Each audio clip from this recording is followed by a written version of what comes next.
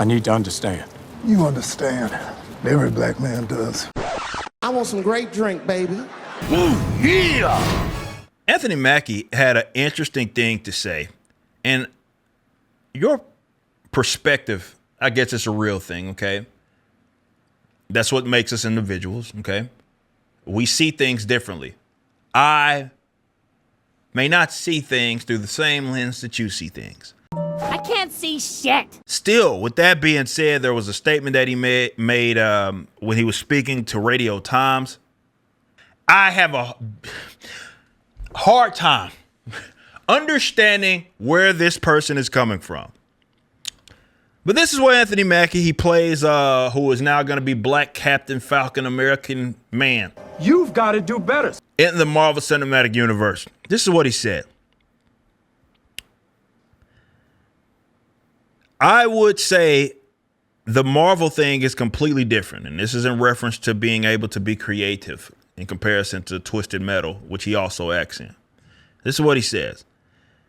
He says it's such a space of controlled environment. Controlled entertainment.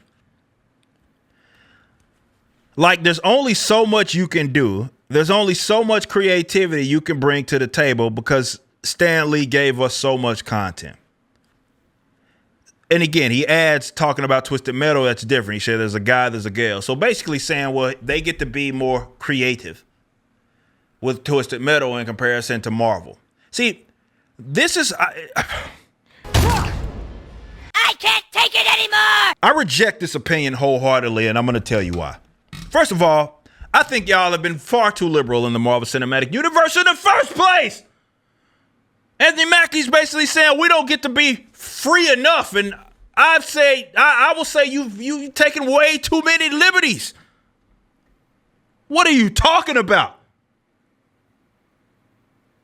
So much is unrecognizable. You got characters showing up in your universe that are unrecognizable. And you're essentially saying that it's only so much. Of course, yeah, Stan Lee's not the only damn creator with Marvel anyway, but y'all have had no issues deviating from the source material.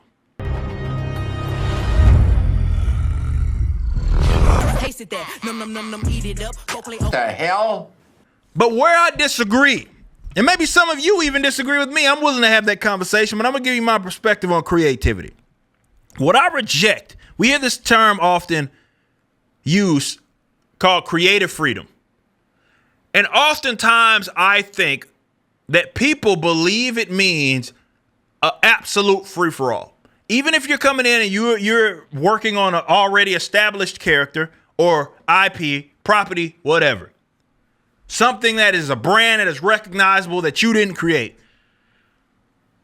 You think that you should be able to, and often we hear it all the time. Shout out to my man Gary from Neurotic. He did a video not too long ago. Perry Chan edited all of these directors in the Marvel Cinematic Universe and screenwriters basically saying how they were encouraged and did not reference the source material. I am effusive about being loyal to the source material. It's not that hard, Scott. Now, some people think creative freedom means of absolute free-for-all. You can do whatever the hell you want. Who cares? Source material is too limited. I disagree. I think creativity is being able to operate within confines that exist and coming up with a fresh story.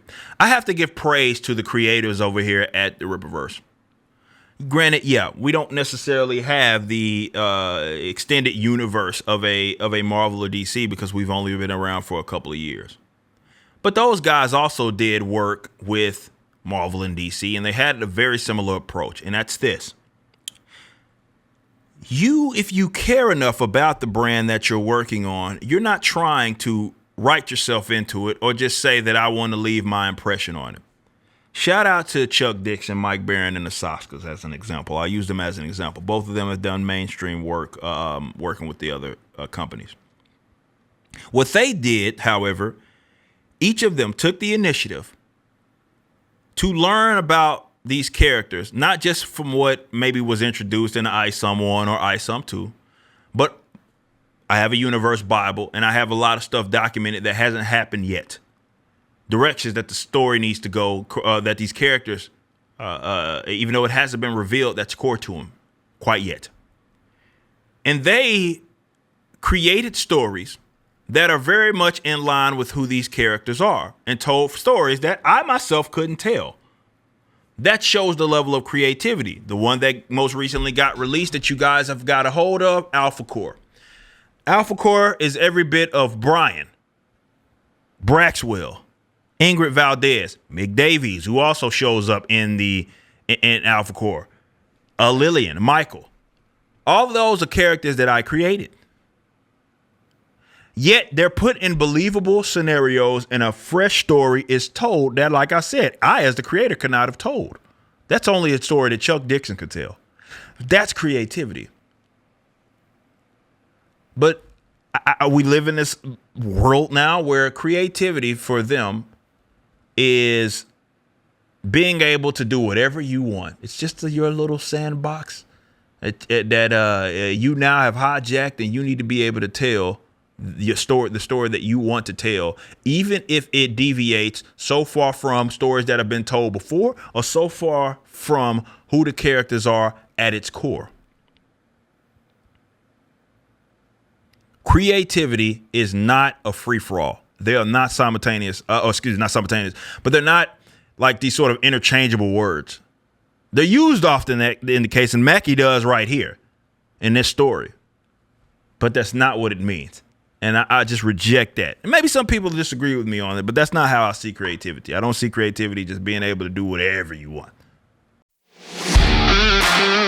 Thanks for watching. Right now, the Rippaverse is in the middle of our latest campaign, Yaira #1, which was written by the Saskas. Head over to Rippaverse.com, pre-order, and check out our first live-action trailer and the latest Rippaverse Studios production, Y'all Be Easy.